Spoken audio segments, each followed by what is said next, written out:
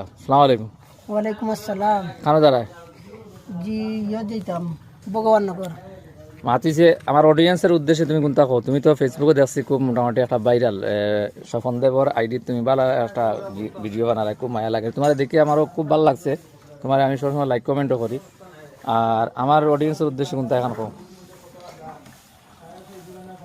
আমার সুলতান ভাইয়ের fan followers যতজন আছেন সবে আমার সুলতান ভাইরে সাপোর্ট করিয়া যাইবাই, তাই অনেক মায়ার মানুষ। আর তান্ডে সাপোর্ট করলে অবশ্যই সাপোর্ট পাইবাই ইনশাল্লাহ।